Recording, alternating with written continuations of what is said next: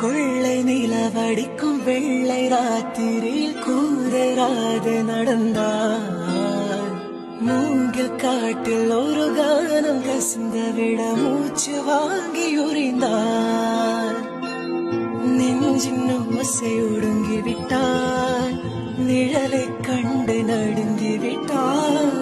கண்ணன் தேடி வந்த மகள் தன்னை தொலைந்து மயங்கி விட்டார். தான் இருக்கின்ற இடத்திட